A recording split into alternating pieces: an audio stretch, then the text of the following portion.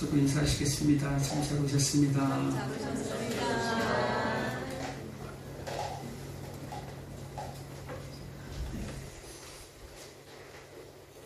우리 김옥자 권사님 축하드립니다. 얼굴 되니까 너무 감사하네요. 우리 백십사님도 참 그동안 고생 많으셨어요.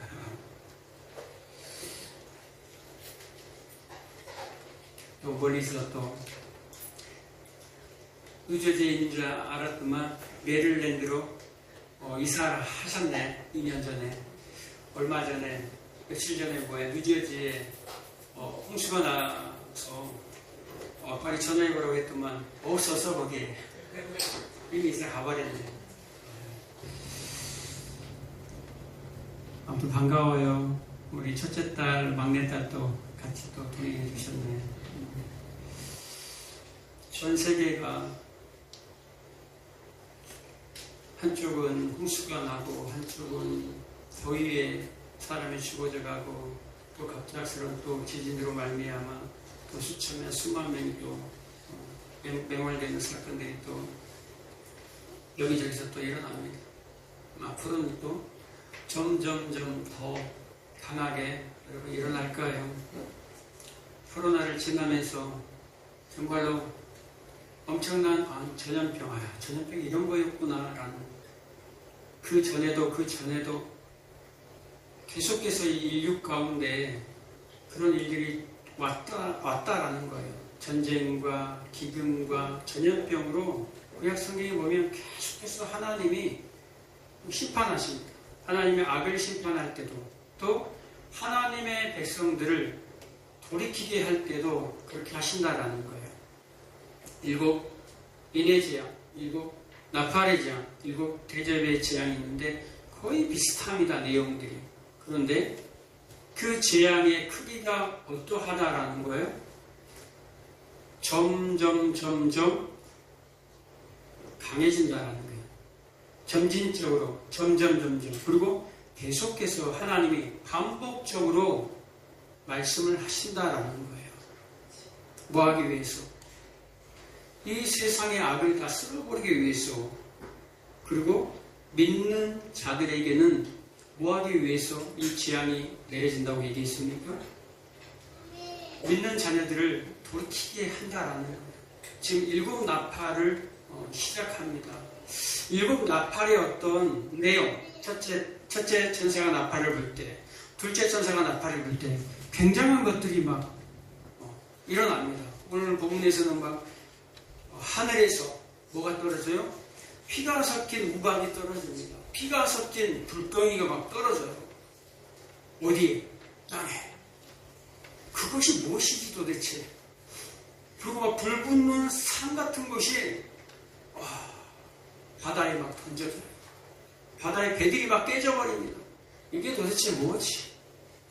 그런 내용이 사실 내용은 중요하지가 않아요, 여러분. 이걸 할까 말까 하다가 그런 내용은 중요하지가 않아요. 저번 시간에 얘기한 게 뭐죠? 이 나팔의 의미가 중요해요, 여러분. 왜 하나님의 나팔을 부시는가? 왜 이런 재앙들이, 나팔을 불면 이런 재앙들이 쏟아지는가? 왜 쏟아진다라는 거예요? 우리의 거룩을 위해서. 세상에 믿지 않는 사람들을 그냥 죽이려면, 세상을 심판하려면, 세상에 악을 심판하려면 1시간이면 된다니까요. 그냥 하나님이 손을 펴서 눌러버리면 끝나는 거예요. 그런데 왜 이렇게 역사가 지속이 되고 우리 인생의 시간들이 허락이 되냐라는 거예요. 잘 먹고 잘 살기 위해서? 성공해서? 믿지 않는 사람들을 발밑에 둬서 그냥 밟아버리고, 야, 나의 믿음을 보여주기 위해서, 자랑하기 위해서, 나의 하나님은 이런 분이야라는 것을 자랑하기 위해서 성공하시나요? 그것이 이기는 싸움이 아니다라는 거예요, 성경은. 성경은 왜 십자가를 얘기합니까? 십자가가 없으면 그 영광이 없어요. 십자가가 없으면 그 무덤을 지나가지 아니하면 절대 나의 삶에 부활은 존재하지 않는다는 걸 잊지 마시기 바랍니다. 여러분, 나팔이 불 때 어떤 일이 벌어집니까? 나팔을 불 때는요, 그 나팔의 의미가 뭐라고 그랬습니까? 하나님의 군사 군사들을 아까 원식 기사님 기도할 때도 마찬가지로 하나님의 군사들을 부르는 시간이다라는 거예요, 여러분. 그리고 나팔을 불 때 왕이 임합니다. 왕을 세울 때, 왕의 기름 부음이 부어질 때도 나팔이 불려져요. 그리고 임박한 진노, 하나님의 마지막 날, 하나님의 심판의 날에 나팔이 불려져요. 그리고 나팔이 왜 불려진다고 했습니까? 회개를 촉구할 때. 이 중에 재앙이 내리는데 믿지 않는 사람은 재앙받고 믿는 사람은 재앙에서 피하는 게 아니에요. 마지막 때의 재앙은 믿는 자나 믿지 않는 자 모두에게 동일하게 내린다라는 거예요, 여러분. 그 재앙이 내릴 때 여러분이 어떻게 반응하실 거예요? 어떻게 반응하실 거예요? 내가 어떻게 믿었는데, 내가 어떻게 신앙생활 했는데, 내가 어떻게 지금까지 살아왔는데 하나님 나에게 이런 재앙을 내리실 수 있을까? 그거 하지 말라고. 똑같이 오히려 믿지 않는 사람들의 재앙을 피해서 산이나 바위 틈에 들어가서 살 수도 있어요. 근데 믿는 사람들은 오히려 그 재앙에 노출돼서 죽을 수도 있다라는 거예요. 슬픔과 고통의 시간을 당할 수도 있다라는 거예요. 그럴 때 원망하고 불평하고 하나님을 대적하지 말라라는 거예요. 그 재앙의 나팔 소리가 들릴 때에 나는 정말로 불타 없어져 버릴 존재구나라는 것을 알라라는 거예요. 나는 정말로 먼저 죽은 흙밖에 될 수밖에 없는, 하나님은 창조주고 나는 피조물의 자리에 나는 들어갈 수밖에 없는 그 자리로 들어가야지만이 내가 구원받을 수 있다라는 것을 여러분 잊지 마시기 바랍니다. 성경은요 계속해서 여러분 성경을 읽어보면 높아지는 것을 계속해서 경고합니다. 높아지는 것을 계속 경고해요. 그런데 우리 인간들은요 이 자존심을 세우기 위해서, 우리의 가치를 추구하기 위해서 계속해서 높아지려고 해요. 높아지려고. 그 작은 것 가지고 드러내려고 하고 자랑하고 싶어 하고 뽐내려고 해요. 그런데 하나님이요 계속해서 내려와라, 내려와라, 내려와라 얘기합니다. 찌질하게 가난하게 살라는 그런 얘기가 아니란 말입니다. 하나님은 우리의 거룩을 위해서, 그리고 내가 비워주고 끼어지면 거기에 뭐가 담깁니까? 나라는 그릇에 무엇이 담기죠? 예수 그리스도가 담겨요, 여러분. 하나님과 동행하며 하나님으로 살라라는 거예요. 하나님의 음성을 듣는 귀한 시간 되시기 바랍니다. 자, 오늘은 그 나팔의 구체적인 내용으로 한번 들어가 볼게요. 첫째, 천사가 나팔을 불었어요. 오늘 아까 성경 읽었지만 뭐라고 얘기합니까? 첫째 천사가 나팔을 부니 어떤 일이 벌어집니까? 피가 섞여 있는 우열이 떨어져요. 피가 섞여 있는 불이 떨어져요. 그리고 이게 어디에 떨어진다라는 거예요? 땅에 쏟음에 땅에 떨어진다라는 거예요. 사람과 짐승과 모든 채소, 모든 풀밭에, 모든 식물에게 떨어진다라는 거예요. 그런데 다 죽이진 않아요. 3분의 1만. 다 죽이진 않아. 3분의 1에 떨어진대요. 인해재앙에서 계시록 6장 8절에 인해재앙에서는 어떤 일이 벌어집니까? 4분의 1이 초토화돼요. 4분의 1이 사라져요. 근데 나팔재앙에서는 몇 분의 1? 3분의 1. 더 많다라는 거예요. 더 강해졌다라는 거예요. 이제 더 그 멸망이, 그 심판이 더 심해졌다라는 거예요. 점점. 거뉴라. 왜 엄마 옆에 했다가 왜 글로 갔어요?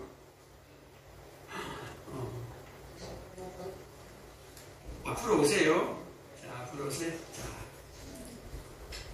우리 건유리가 요즘에 성장하고 있어서 그래요. 성장하고 있어요.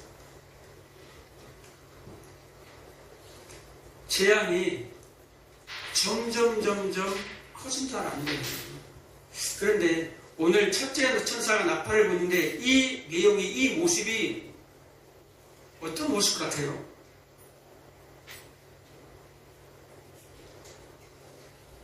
피가 섞인 우박이 떨어져요, 여러분.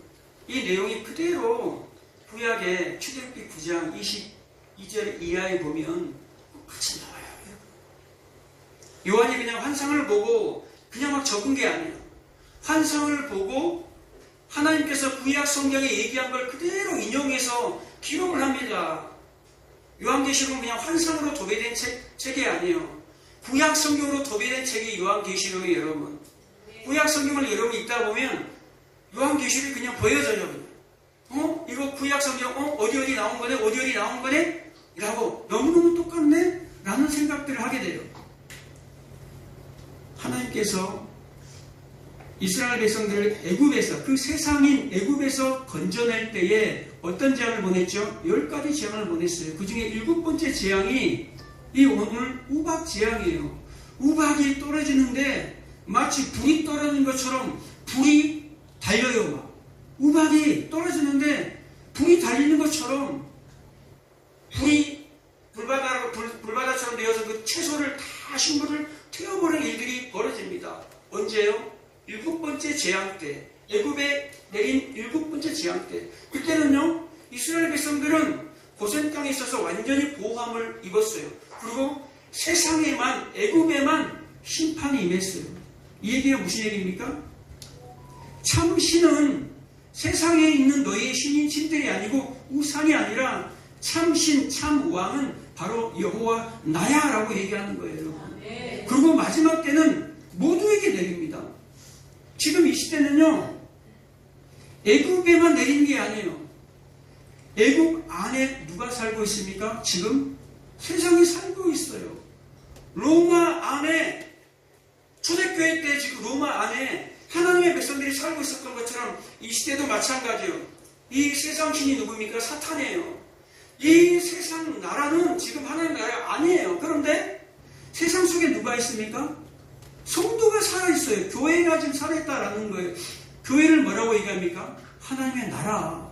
여러분 안에, 성령에 계신 여러분 안이 하나님의 나라거든요. 그래서 여러분들이 이 세상 안에 하나님 나라가 있어요. 이상한 나라에 지금 주님이 오시기 전에는 참 이상한 나라가 지금 지속되고 있는 거예요. 이 역사 속에. 마치 가나안에 들어갔는데 가나안을 하나님 나라라고 생각했는데 가나안에서 싸워야 돼. 약속한 땅인데도 가나안에서 계속 싸워야 된다라는 거예요. 왜 싸워야 합니까? 거기는 하나님의 나라지만 이 땅에 있는 하나님의 나라예요. 아직 이미 우리는 이루어져 있는, 이미 완료된 교회가 있어요. 하나님의 나라가 이미 있어요. 그런데 우리는 지금 이 역사 속에 살아갑니다. 인생을 살고 있기 때문에 가나안에서 하나님의 나라가 이미 시작됐지만 싸우고 있는 거예요. 전쟁을 하고 있는 모습으로 있다라는 거예요, 여러분. 가나안 땅에 가서 누구를 쫓아냅니까? 7 족속을 쫓아내죠. 그게 누굽니까? 거기 싸우는 게 누굽니까? 그 대적이 악이라면 하나님이 그냥 눌러버리면 끝난다니까요. 그런데 하나님이 누르지 않고 이스라엘 백성들에게 싸우게 만듭니다. 교회에게 싸우게 만들어요. 우리가 싸워야 된다니까요. 왜요? 그것은 세상의 대적이 아니기 때문에. 그것은 내 안에 악이 있기 때문에 그래요. 내 악에 본질적인 그 죄, 악이 있기 때문에 그런다라는 거예요. 내 안에 성령의 법과 사망의 법이 내 안에서 싸우고 있다라는 거예요. 내 안에서. 그 체로키라는 그 부족에서 그러잖아요. 할아버지가 그 손주를 가리킬 때 그 얘기 아시죠, 여러분? 모르시나요? 할아버지가 손주를 가리킬 때 하얀 늑대와 검은 늑대가 있는데 누가 이길 거냐라고 물어봤을 때 대답을 못하죠. 할아버지가 알려줍니다. 먹이를 주는 그 늑대가 이긴다라는 거예요. 그러니까 어떤 늑대에게 내가 먹이를 주면 그 늑대가 이긴다라는 거예요, 여러분.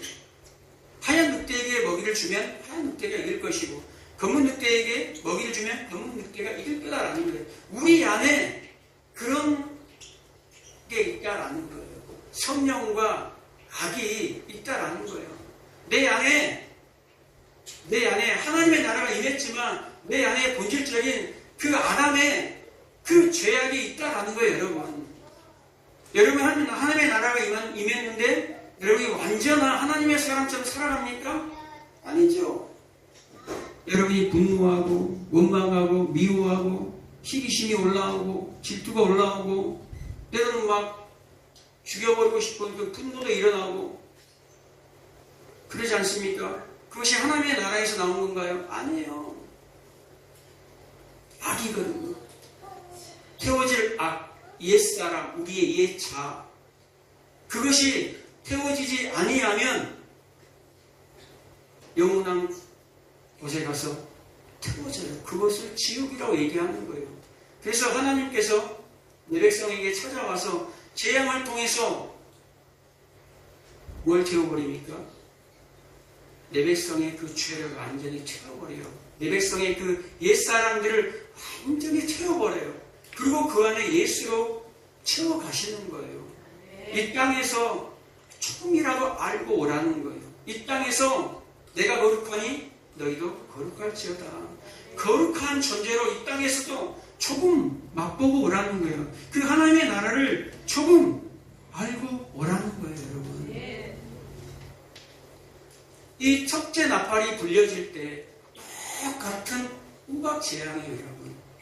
그리고 두 번째 천사가 나팔을 불 때 어떤 일이 벌어지죠?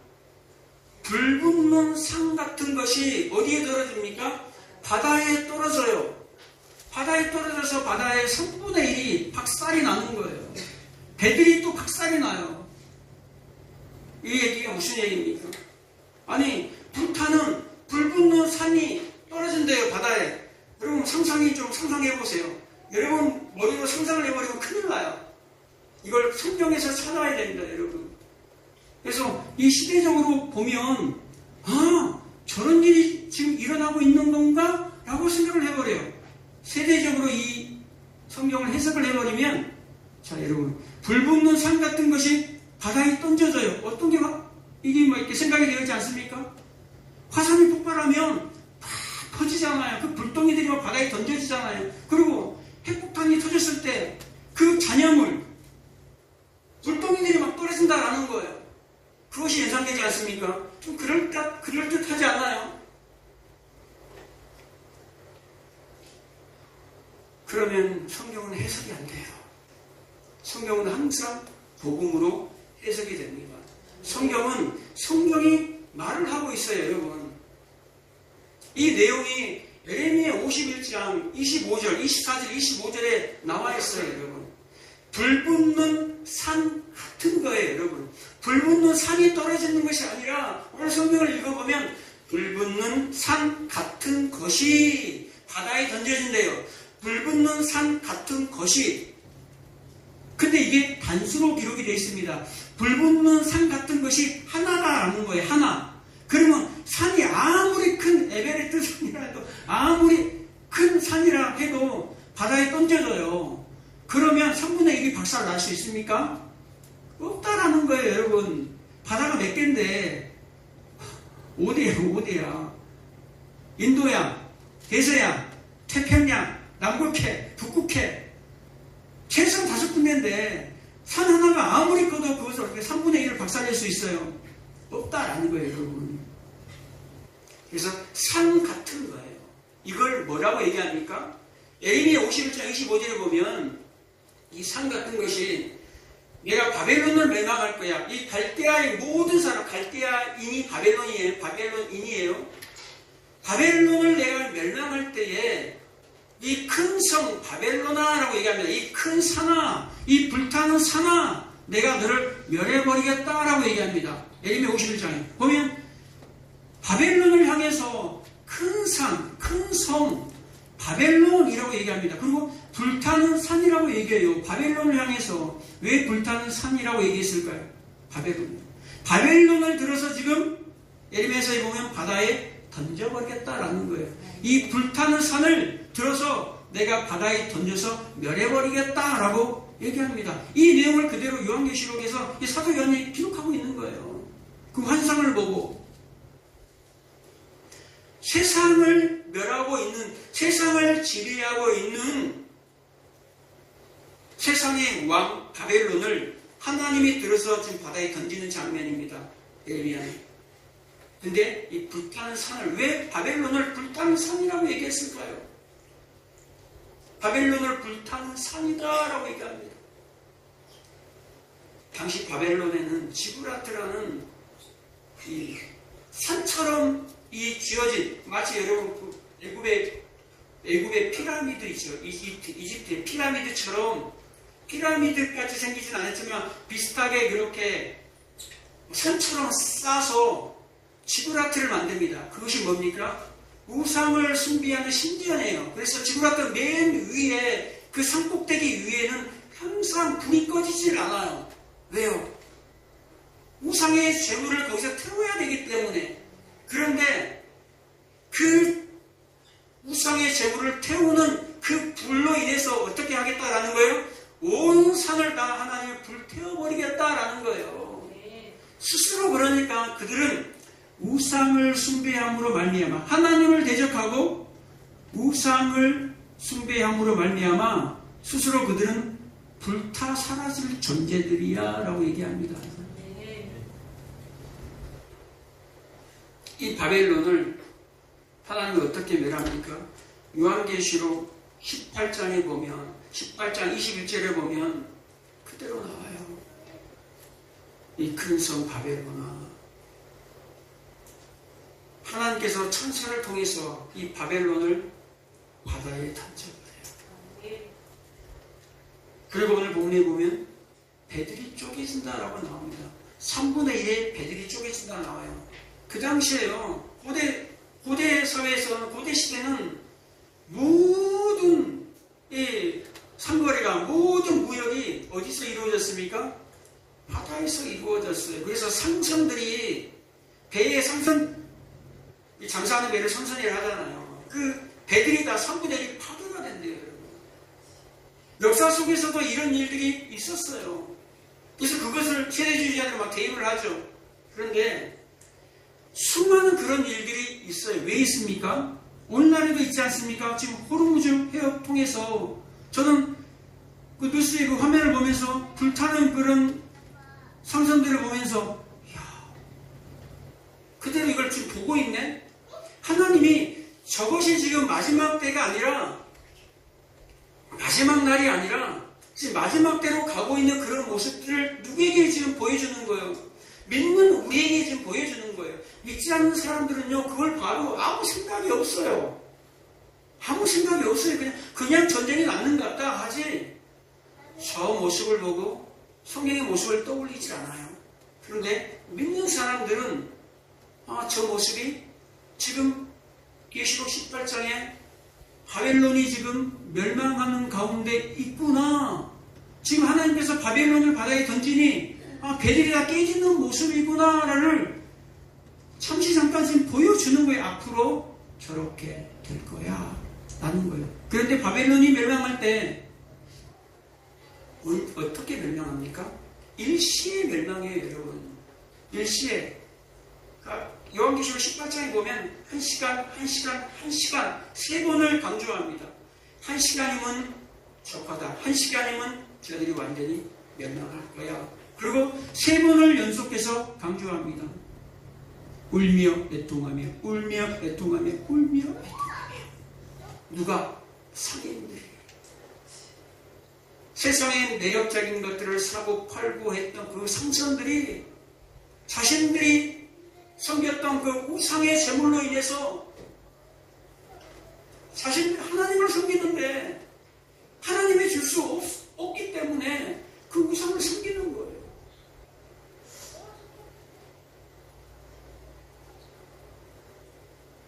아무리 구해도 하나님은 주지 않아. 아무리 누구에게 내가 원하는 것을 주지 않아요. 근데 우상에게 구하니까 주질 않는 거예요.